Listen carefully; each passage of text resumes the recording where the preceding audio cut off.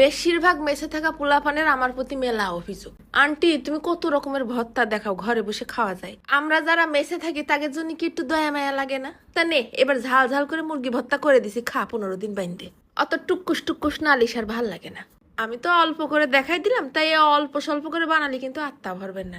নিয়ে নিছি হাড় ছাড়া পোয়া খানিক সলিড মুরগির গোশ। এবার এর মধ্যে ফেলাই দিলাম অল্প একটুখানি আদা বাটা আর একটুখানি রসুন বাটা। দিচ্ছি আবার খানিকটা নুন আর 1 চামচের মতন হলদির গুঁড়ো। অল্প একটুখানি দিলাম ধনিয়ার গুঁড়ো আর 1/2 চামচ গরম মশলার গুঁড়ো, 1 টেবিল চামচ সয়া সস আর 1 চামচ শুকনো ঝালের গুঁড়ো। অনলাইনে এই পদের যত রেসিপি আছে কোনোটাই কিন্তু ডিটেলস রেসিপি দেওয়া নেই। আমি ডিটেলসে দেখাই দেব, ইনশাল্লাহ সর্বোচ্চ টেস্ট হবে। মাখায় রেখে দিতে হবে না 10 মিনিট। যারা ব্যাচেলর, হোস্টেলে থাকো, অফিসগামী চাকরিজীবী, আবার নতুন মা, ছোট্ট খাট্টোর মধ্যে নিয়ে নিতে পারো এই TQIU ব্র্যান্ডের S2 মিনি মাল্টি কুকারটা। ননস্টিক হওয়ার কারণে তেল খরচও কম লাগে, আবার কারেন্টের বিলও কম আসে। সব থেকে মজার কথা হলো এর সাথে যে পাতিলটা দেওয়া আছে, এই পাতিল বাদেও তোমরা ব্যক্তিগত পাতিল এর উপরে ব্যবহার করতে পারবা। এত কিউট মাল্টি কুকারটা জাগে জাগে লাগবে, দ্রুত করে নিয়ে ফেলো। TQIU পেজ লিঙ্ক থাকবে না এই ভিডিওর ক্যাপশনে আর কমেন্টে। এইবার এই মাল্টি কুকারের মধ্যেই মুঠখানিক পেঁয়াজ ফেলাই দিয়ে ভাইজে নেবো বেরেস্তা। বেরেস্তা হয়ে গেলে আবার ফেলাই দিলাম বেশ খানিকটা রসুন কুচি। রসুনটাও কিন্তু মুসমুসে লাল লাল করে ভাইজে নিতে হবে না। তারপরে ভাইজে নিচ্ছি আমার সব থেকে প্রিয় জিনিস, আরো খানিকটা শুকনো ঝাল। শুকনো ঝালটা ভাজা হয়ে গেলে উঠোয় নিয়ে ওই তেলের মধ্যেই ছেড়ে দেবো ওই মুরগির পিসগুলো। নাড়ে ছেড়ে সময় নিয়ে এত সুন্দর করে ভাজতে হবে যেন মুরগির মধ্যে কোনো পানি না থাকে, লাল লাল মুসমুসে হয়ে যায়।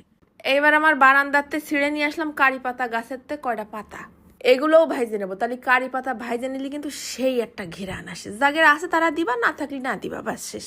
এইবার যতগুলো প্রোডাক্ট এতক্ষণ ভাইজে নিছি না, ফার্স্টে আগে মুরগিটা ব্লেন্ডারের মধ্যে ফেলাই নিয়ে একদম গুঁড়ো গুঁড়ো করে কুটে নিয়ে আসি। তারপরে বাদ বাকি ঝাল পেঁয়াজ রসুনটাও ঢেলে নিয়ে গুঁড়ো গুঁড়ো করে কুটে নিয়ে আসলাম। এখনো কিন্তু হয়নি, আরো মাল সামানা দিতে হবে। দিয়ে দিচ্ছি 1 চামচের মতন টেলে নিয়ে জিরের গুঁড়ো। তারপর ফেলাই দিলাম আরো 1/2 চামচ গোলমরিচের গুঁড়ো, আরো 1 চামচ শুকনো ঝালের গুঁড়ো। ভালো করে সব মিশাই নেবো। বেশি একটু ঝাল ঝাল হলে ভালো বরকত দেবে না। এবার এটা তোমরা ফ্রিজে রেখে খাতে পারবা না প্রায় 20-25 দিন, আর ফ্রিজের বাইরে রেখে খাতে পারবা না 2 সপ্তাহ মতন। বেশি কিছু না, গরম ভাতের পর ফেলাই নিয়ে খানিকটা তেল আর একটুখানি লেবুর রস ছিটোই নিয়ে ব্যাস মাখায় টপটপ তুলে দিবা গালে। এ যে কি টেস্ট, না খালি বিশ্বাস হবে না। নে, এবার ম্যাচে থাকা স্যামড়া স্যামড়ি গুলো বাড়িতে এরম করে বানাই নিয়ে যায়, খাইয়ে আমারে দোয়া করে দিস। ঝাল ঝাল করে মুরগির ঝুরি ভর্তা। তবে কিন্তু শুধু সাদা ভাত না, খিচুড়ির সাথে পোলাওয়ের সাথেও খুব ফাইন লাগবে না। ঘিরান্ডাই আসতেছে একদম অন্যরকম হাই কোয়ালিটি প্রোম্যাক্স। আর দাঁতের মধ্যে একটু হালকা দানা দানা আশ্বাস বাড়তিছে মুরগির।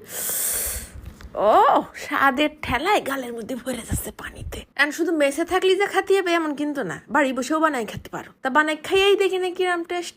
চলে যাচ্ছে আজকে, ধন্যবাদ।